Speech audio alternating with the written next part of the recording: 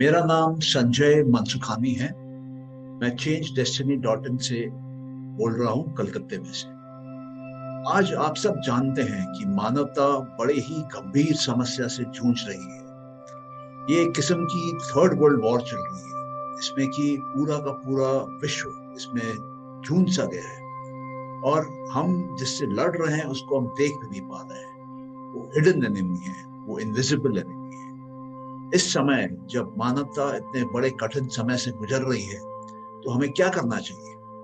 हमें सबसे पहले जो परम ताकत है, जो प्रकृति को संभालती है, जो आत्मा को संभालती है, वो है परमात्मा, वो है ईश्वर। ये वो समय है जिस समय हमको ईश्वर के द्वार जाना चाहिए और ईश्वर के को प्रेम पूर्वक प्रार्थना करनी चाहिए, अपने पूरे दिल के साथ, अपने पूरे हिम्मत के साथ, अपने पूरे दम के साथ। अपने जो कुछ भी हम अपने अंदर निकाल के ईश्वर के सामने रख सकते हैं, वो भाव, वो प्रेम, वो मोह, उनको रख के प्रार्थना करनी चाहिए। आइए एक यूनिवर्सल प्रेयर फॉर ह्यूमैनिटी हम लोग देखते हैं। ये जो है इसको इंस्पायर किया है भगवद गीता से चैप्टर 11 श्लोक 36 से 46। इस अध्याय में अर्जुन कृष्ण का विराट रूप देखते हैं और विराट रूप देखने के बाद वो कृष्ण को क्या बोलते हैं, वही ये प्रार्थना है, वही महिमा है ईश्वर की जो वो सबको सुनाते हैं। वो कहते हैं, ओ मास्टर ऑफ द सेंसेस, अरे इंद्रियों के राजा, इंद्रियों के मालिक, ये पूरी की पूरी दुनिया तुम्हारा नाम सुन के बेहद खुश हो जाती है। The whole world becomes joyful upon hearing your name, and thus everyone becomes attached to you. हमारे नाम सुनते ही हम सब मन मुग्ध हो जाते हैं और अपने आप को आपके साथ जोड़ लेते हैं। जो परफेक्ट है, जिसके अंदर कोई कमी नहीं, वो आपके सामने आके हाथ जोड़ के अपना प्रणाम करता है। और जो डीमन है, जो राक्षस है, वो इधर उधर भागता है, उसको डर लगता है। बहुत सही है, उसको डर लगता है, डर लगना भी चाहिए उसको आपसे। You are the supreme Lord to be worshipped by every living being. आपसे ज्यादा सुप्रीम कोई नहीं है और हर लिविंग बीइंग को आपकी प्रार्थना करनी चाहिए। इसी के लिए मैं आपके चरणों पे गिरता हूँ और आपको अपना प्रणाम देता हूँ, आपको अपना रिस्पेक्ट देता हूँ और आपकी दया का मैं आपसे भीख मांगता हूँ। You are the supreme Lord to be worshipped by every living being. Thus I fall down to offer you my respectful obeisance and ask for your mercy. दया की भीख मांग रहा हूँ मैं आपसे, हे प्रभु। जिस तरीके से एक पिता अपने बच्चे की गलतियों को माफ कर देता है, जिस तरीके से एक दोस्त अपने दोस्त की गलतियों को माफ कर देता है, जिस तरीके से एक पति अपने पत्नी की गलतियों को माफ कर देता है, हे दयालु, हे कृपालु, हे प्रभु, हे ईश्वर, मेरे गलतियों को भी टॉलरेट कर ले और मुझे माफ कर दे। My mind is disturbed with fear. Please bestow your grace on me and help me in today's grim situation. Reveal yourself to us, O Lord of the Lords. कह रहे हैं, मेरे मन जो है भय से पूरा भरा हुआ है, कृपया करके अपनी कृपा मेरे ऊपर डाले, इस गंभीर समस्या पे डाले ताकि हम इससे बाहर निकल सकें। अपने आप को रिवील करो, अपना सही चेहरा हमको दिखाओ, अपना दर्शन दो हमको, हे लॉर्ड ऑफ लॉर्ड्स, हे मालिकों के मालिक। और ये पूरा का पूरा ब्रह्मांड जो है, ये आपका अबोर्ड है, ये आपका घर है और आप चाहें तो हमारा सारा का सारा दुख, सारा का सारा दर्द, सारा का सारा कष्ट और सारी की सारी अविद्या, इग्नोरेंस, आप हमारे अंदर से बाहर निकाल सकते हैं। Reveal yourself to us, O Lord of Lords, O abode of the universe, and take away all our sorrow, pain, suffering, and ignorance. Please guide us and show us the path ahead to a new world of complete joy, happiness, and bliss. Please bestow on us health of the body, peace in the mind, and attachment of the spirit to you. कृपया करके हमको शारीरिक तौर पे बल दो, मानसिक तौर पे मन की शांति दो और आत्मा को अपने साथ जुड़ाए रखो। हम जिस समस्या में आप पड़े हैं, मानवता, हम सबको इसमें से बाहर निकालो वो प्रभु। कृपा करो हमारे ऊपर है प्रभु। हम सब फ्यूचर में हमारे सारे विचार, सारे शब्द और सारे कर्म आप ही के लिए होंगे, आपकी याद में होंगे और आप ही पे समर्पित होंगे। कृपया करके अपनी डिवाइन ग्रेस हम पे शावर करें, हम पे वर्षा करें। Please grant us your divine compassion and show us your divine mercy. कृपा करके हे प्रभु अपनी करुणा हमें दीजिए और हमारे ऊपर अपनी दया करिए। ये मानवता बहुत बुरे झगड़ों में फंस गई है और आपके अलावा कोई इसको बाहर निकाल नहीं सकता है प्रभु। हम आपका धन्यवाद करते हैं। We thank you, we thank you, we thank you, and so be it in full faith। पूरे विश्वास के साथ, पूरे आस्था के साथ, पूरे भरोसे के साथ हम ये प्रार्थना आपको समर्पित कर रहे हैं, आपको दे रहे हैं प्रभु। नमस्कार। आपसे यही आशा करते हैं कि आप हमारा ख्याल रखेंगे और मानवता को बचा के दिखाएंगे।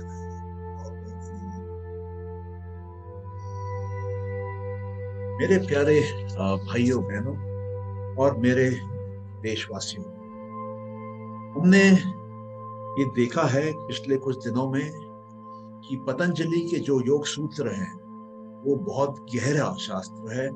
वो पूरा का पूरा ह्यूमन साइकोलॉजी का शास्त्र है। उसको बाइबल ऑफ योगा भी बोला जाता है। योग का जो दर्शन शास्त्र है उससे मिलता हुआ जुड़ता हुआ ये पतंजलि के योग सूत्र हैं। और इसमें हमने अभी तक कई चीजें देखी। हम समाधिपाद जो पहला चैप्टर है उसको देख रहे हैं। हमने देखा कि योग क्या है, हमने देखा कि वृत्तियां किस प्रकार की होती हैं, मन में बदलाव कैसे आते हैं, हमने देखा कि समाधि क्या है, हमने देखा कि ईश्वर कौन है, और हमने देखा कि ओम क्या है, और हमने देखा कि ओम के जाप से हमारे शरीर की जो 13 बीमारियां हैं वो कैसे निकल जाती हैं। तो जब बीमारियां सिर्फ एक ओंकार के जप से निकल सकती हैं या मन को एक जगह लाकर हमारी बीमारियां निकल सकती हैं, तो आप सोचिए अगर हम पूर्ण रूप से इस पे समर्पित हो जाएंगे तो क्या कमाल से कमाल होगा। आज हम ये देखेंगे कि समाधि जो कि अंतिम पड़ाव है, समाधि मतलब सम आदि, सम मतलब बैलेंस, आदि मतलब right from the very beginning, जहां से ये सब शुरू हुआ।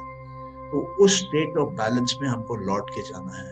आज हम बहुत ही डिसबैलेंस्ड हैं। मानवता कई लेवल्स पे डिसबैलेंस हो चुकी है। ये क्या है? ये समाधि के कुछ स्टेजेस हैं जो मैं आपके सामने रखना चाहता हूँ। जब हम बैठते हैं आंख बंद करके और मन को ध्यान पे लगाने की कोशिश करते हैं, तो एक एक करके ये स्थितियां आती हैं मन की, और अंत में जाके वो समाधि लगती है जिसको कि निर्भीक समाधि बोलते हैं, जहाँ पर मन नहीं होता, जहाँ पर कोई रिकॉर्डिंग नहीं होती, लेकिन वहां तक पहुंचने के लिए मन का प्रयोग होता है। तो जिस समाधि में मन का प्रयोग होता है उसको सबीज समाधि बोलते हैं।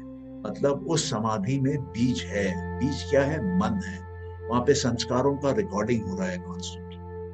तो ये पहला जो स्टेज आता है ध्यान में जाने के बाद, वो आता है बॉडी के अवेयरनेस का। हम जब एक आसन में बैठते हैं और किसी भी विषय पे, वस्तु पे सोचते हैं, तो सबसे पहले हमको ये एहसास होता है अपने शरीर का कि मेरी बॉडी है और मैं उस बॉडी में रहते हुए ये ध्यान कर रहा हूँ, ये कॉन्सेंट्रेशन कर रहा हूँ। फिर कुछ समय के बाद, कुछ अभ्यास के बाद बॉडी का जानना, बॉडी का अवेयरनेस चला जाता है।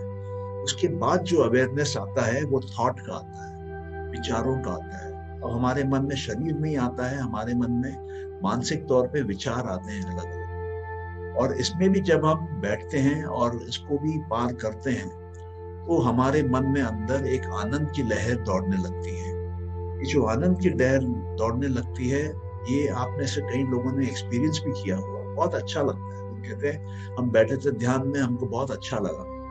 तो ये वो स्टेज है, लेकिन ये सिर्फ तीसरी स्टेज है। इसके बाद भी अगर साधक ध्यान में बैठता है, कंसंट्रेशन करता है माइंड का, तो वो आनंद की फीलिंग भी चली जाती है। और अब उसको जो फीलिंग आती है वो आई एमनेस की आती है। उसको अपना सेल्फ दिखाई देने लगता है, अपना ईगो दिखाई देने लगता है।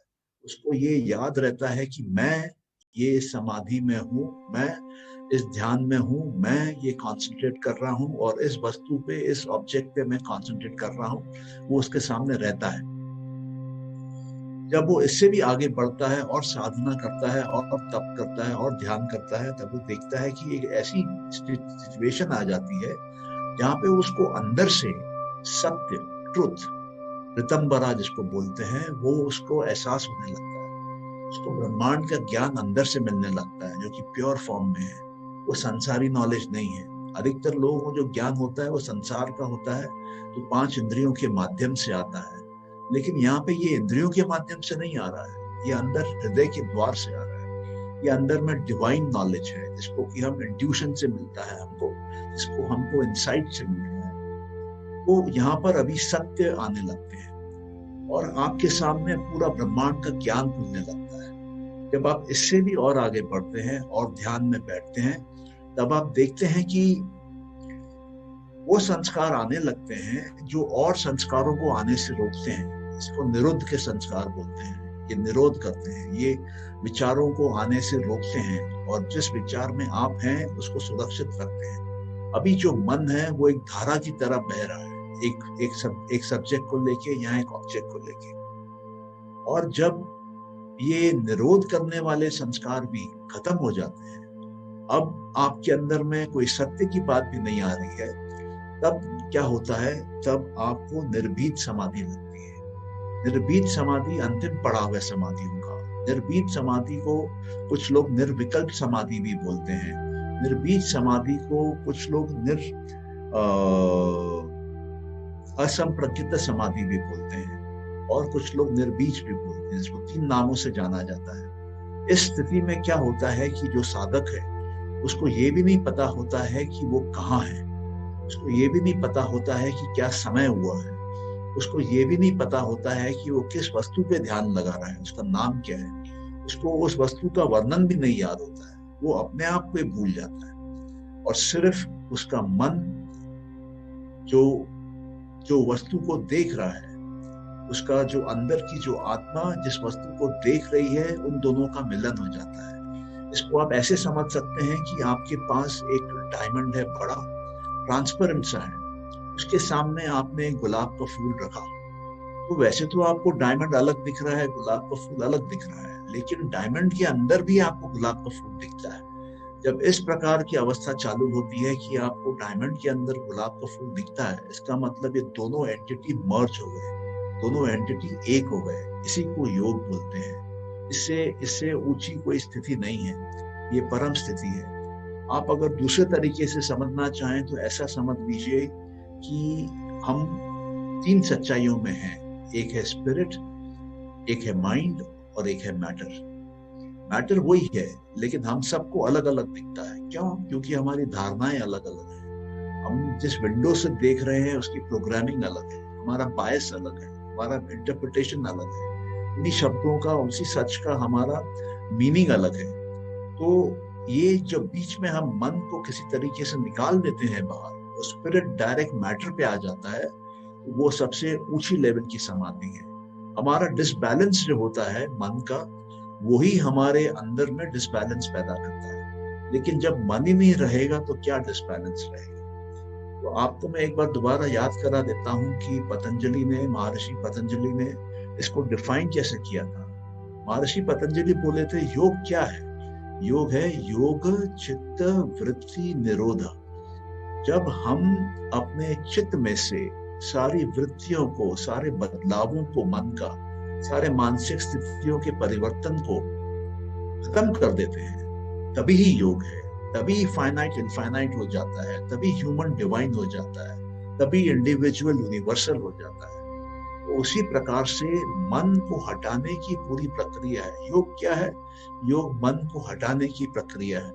हम जब पैदा होते हैं हमको तो मिल जाता है बाय डिफॉल्ट, उसमें हम दुनिया भर की चीजें भर लेते हैं और वही हमको बॉन्डेज में डालती हैं, वही हमको बंदिश में डालती हैं। लेकिन जब हम मन को निकाल लेते हैं बाहर, जब हम मन को ड्रॉप करा देते हैं, तब क्या होता है? तब हम अपने अंदर के अनंत के ताकत का दर्शन करते हैं। तब एक बंदर जो है वो हनुमान जी बन जाता है। उसके अंदर में दुनिया भर की सिद्धियां आ जाती हैं। अब वो पानी पे चल सकता है, हवा में उड़ सकता है, पहाड़ उठा सकता है, सागर लांघ सकता है। तो इसके लिए कोई रॉकेट साइंस नहीं है।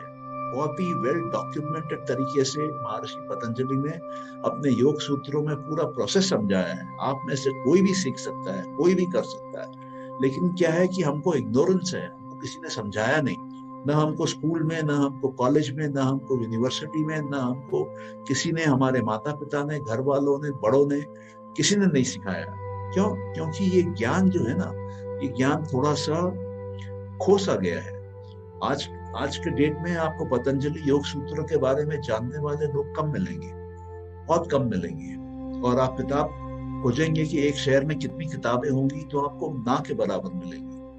लेकिन अगर आप भगवत गीता खोजेंगे तो भगवत गीता आपको घर घर में मिलेगी। हो सकता है एक एक घर में कई कॉपियां हों, लेकिन भारत में ऐसा पतंजलि योग सूत्र के साथ अभी नहीं है। तो हम यही चाहते हैं कि जो सही ज्ञान है, जो एक इंसान को समाधि सिखा के, समाधि के माध्यम से अष्टांग योग में साधना सिखा के, साधना सिखाने के बाद उसको सिद्धियां और विभूतियां सिखा के, उसके बाद कि कैसे कैवल्य प्राप्त करना है, कैसे मोक्ष प्राप्त करना है, कैसे निर्वाण प्राप्त करना है, कैसे जीवन को ऊंचे से ऊंचे स्थिति में ले जाना है, वो एकमात्र अगर कोई शास्त्र है पूरी दुनिया में तो वो पतंजलि के योग सूत्र हैं। आप अगर पतंजलि के योग सूत्र समझ जाएंगे तो आपको कुछ और समझने की जरूरत नहीं है। और पतंजलि के योग सूत्र जो हैं वो आसन नहीं है, वो पूरा का पूरा ज्ञान है। पतंजलि के योग सूत्र मात्र प्राणायाम नहीं है। दोनों को मिला के, आसन और प्राणायाम को मिला के मात्र 7 सूत्र हैं 196 सूत्रों में से। तो 196 सूत्रों में से 7 सूत्र ही आसन और प्राणायाम की बात करते हैं, बाकी सब ज्ञान है। और इतना डिवाइन नॉलेज है कि आप फिदा हो जाएंगे। आप जब इसको समझने लगेंगे और जीवन में उतारने लगेंगे, तब आप सोचेंगे कि कितने भाग्यशाली हैं आप कि ये ज्ञान आपके दरवाजे पे आया है, आपके पास आया है।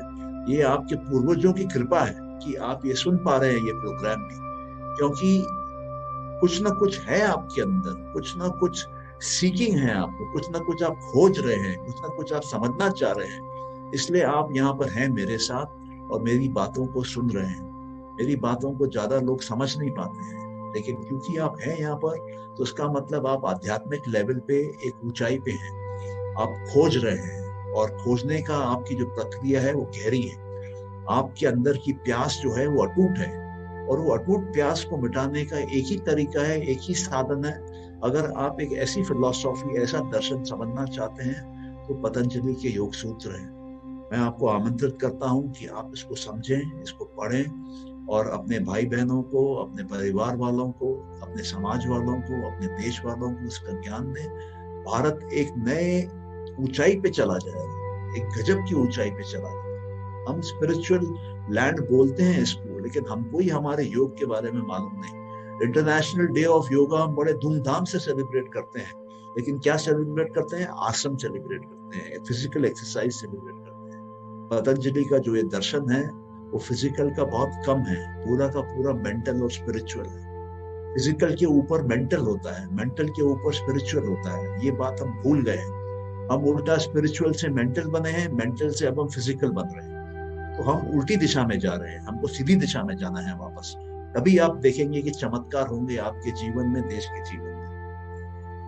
आइए, अब आप जैसे सब जानते हैं कि देश कोविड से जूझ रहा है, और उसका सामना करने के लिए एक बहुत ही सरल, बहुत ही आसान तरीका जो है वो है ओम का।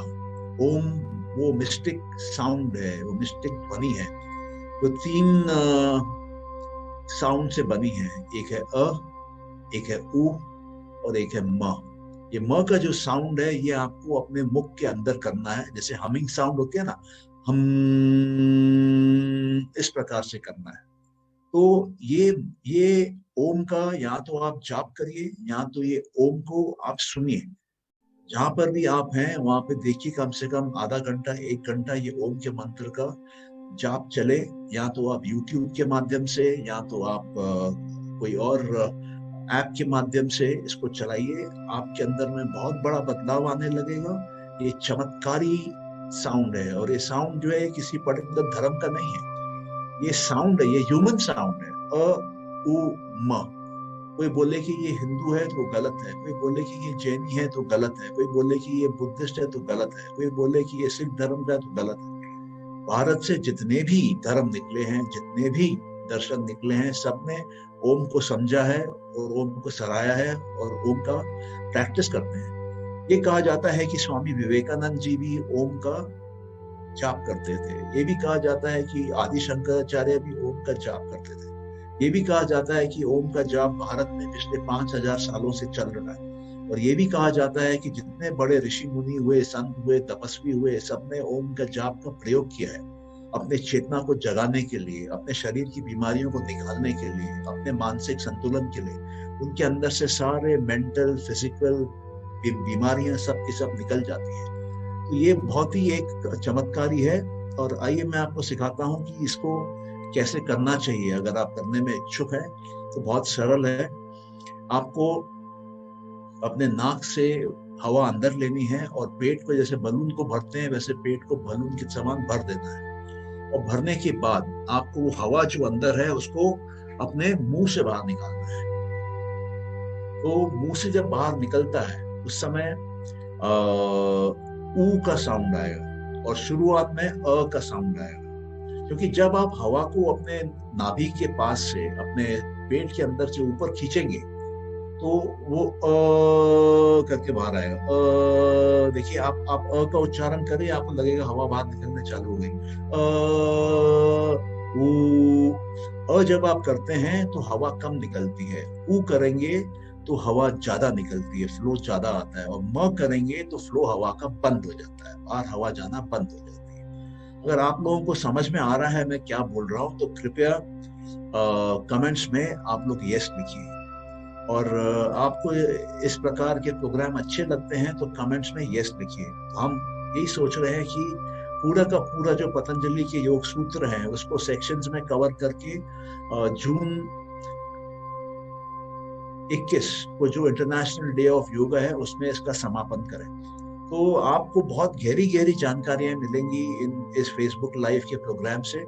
तो आइए अभी अपने ओम करते हैं। नाक से हवा अंदर लीजिए, पेट को बलून की तरह भरिए, उसके बाद उस हवा को ऊपर खींच के मुंह से निकालिए बोल के, और फिर ऊ करिए और उसके बाद में मुंह को बंद कर दीजिए, हवा का बाहर जाना बंद कर दीजिए तो आपका ओम का उच्चारण हो जाएगा। और ये उच्चारण जब आप करेंगे तब आप देखेंगे कि आपके सिर के ऊपर मस्तिष्क में इस जगह पर एक वाइब्रेशन चालू हो जाएगा, एक मूवमेंट चालू हो जाएगा, एक आवाज सी आने लगेगी। तो अगर वो आती है आवाज, इसका मतलब ये हुआ कि आपके अंदर में सिर के ऊपर में ब्रेन के बीच में जो पीनियल ग्लैंड है वो पीनियल ग्लैंड एक्टिव हो रहा है, वो पीनियल ग्लैंड वाइब्रेशन से खुल रहा है। और उसके खुलने के बाद आपके शरीर का पूरा संतुलन वापस आ जाएगा। एक दूसरा, आप हायर कॉन्शियसनेस के साथ टच में आने लगेंगे, आप बियॉन्ड स्पेस एंड टाइम जाने लगेंगे। स्पेस क्या है? 3 डायमेंशन। टाइम क्या है? 1 डायमेंशन। इन 4 डायमेंशन के परे आपके एक्सपीरियंसेस होने लगेंगे। एक अद्भुत जर्नी है ये, अनबिलीवेबल जर्नी है ये। और ये ओम का जाप हमारे साथ में, हमारे पास पिछले 5000 6000 पता नहीं कितने हजार सालों से है। तो हमको अपने पुराने धरोहर को ही लेना है अभी अपने पास और हमको उसका प्रयोग करना है, बस, और कुछ नहीं। तो आइए हम लोग इसको करते हैं।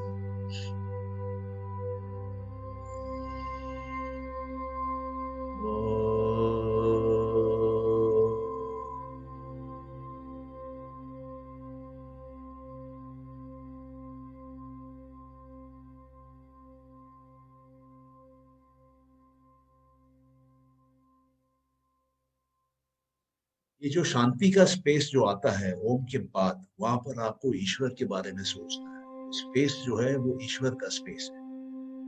बाकी जो 3 साउंड है अ, उ, उसको आप इस तरह समझ सकते हैं कि अ कॉन्शियस माइंड है, वो सबकॉन्शियस माइंड है, और म आपका यूनिवर्सल माइंड है, कॉस्मिक माइंड है। उसके बाद उसके बाहर क्या? उसके बाहर ब्लैंक, जहां पर निराकार निर्गुण ब्रह्म है।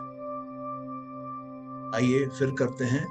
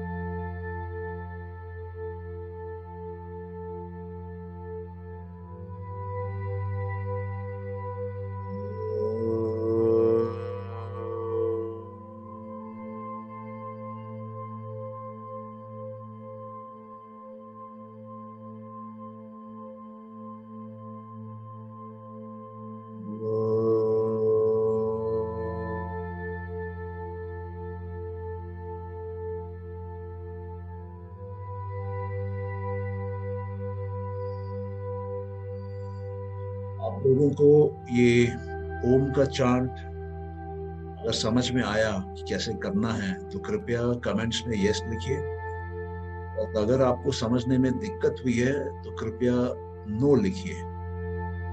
और अगर आप जानते हैं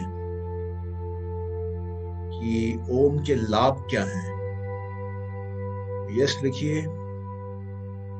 और अगर आप नहीं जानते हैं कि ओम के लाभ क्या हैं तो कृपया नो लिखिए। हम जब ये जान पाएंगे कि हम क्या जानते हैं और क्या नहीं जानते हैं, तभी ही हमारे जीवन में जिसको हम नहीं जानते हैं वो आने लगता है, क्योंकि हमको अवेयरनेस हो जाती है कि हम इसको नहीं जानते हैं। और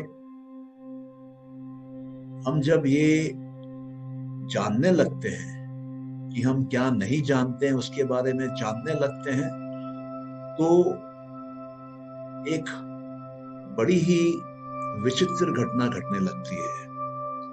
जैसे जैसे आपकी जानकारी बढ़ने लगती है अंदर जाके, वैसे वैसे बाहर से आपको जानकारी की जरूरत नहीं पड़ती है, बाहर का सपोर्ट का आपको जरूरत नहीं पड़ता है। इंद्रियों से दिया हुआ ज्ञान जो है वो टेम्पररी है, वो शॉर्ट टर्म है, वो कम है, वो छोटा है, वो हल्का है। लेकिन जो ज्ञान आपके पास अंदर जब आप कनेक्ट करने लगते हैं और वो ज्ञान आने लगता है तो बहुत मीठा है वो ज्ञान, बहुत सुखदायी है वो ज्ञान। और वो ज्ञान कभी भी पुराना नहीं होता, उसकी शेल्फ लाइफ नहीं होती है, वो जीवन भर आपके साथ रहता है। और जो ज्ञान आप बाहर दुनिया से लेते हैं वो ज्ञान जो है वो कभी मीठा लगता है, कभी खट्टा लगता है, और उसकी एक शेल्फ लाइफ है। वो हमारे अंदर से गायब हो जाता है, हम उसको भूल जाते हैं। उसको समझने के लिए हमको लॉजिक लाना पड़ता है या हमको ब्लाइंड बिलीफ लाना पड़ता है। लेकिन जो अंदर का है वो इतना अमृत की तरह वो ज्ञान है जो आपके इंट्यूशन से आता है, जो आपके इनसाइट से आता है। वो आपको वो दर्शाता है, वो दिखाता है जो दूसरे लोग नहीं देख पाते हैं, और फिर आप उनका मार्गदर्शन कर सकते हैं, आप उनको दिशा दिखा सकते हैं, आप उनके जीवन में बहुत कुछ कर सकते हैं। चलिए आज यहीं विराम करते हैं, रोकते हैं अपने आप को। और आप लोग यहाँ आए उसके लिए बहुत बहुत धन्यवाद। ईश्वर आप पे कृपा बनाए रखे, ईश्वर आप पे दया दिखाता रहे। आपका परिवार, आपका कुल, सबके जो जो आप उनके प्रति आपकी भावनाएं हैं, आपकी इच्छाएं हैं, सारी की सारी पूर्ण हो। आसानी से प्रेम पूर्वक प्रकृति आपकी सेवा में लगे, और जो आपको चाहिए आपको दे। आपको सिद्धियां चाहिए तो आपको सिद्धियां भी दे, और आपको सिद्धियों को चखने के बाद केवल्य चाहिए, मोक्ष चाहिए, निर्वाण चाहिए, तो वो भी आपको दे। इस प्रार्थना के साथ हम आज का सेशन यहीं खत्म करते हैं। बहुत बहुत धन्यवाद। God bless you. Thank you.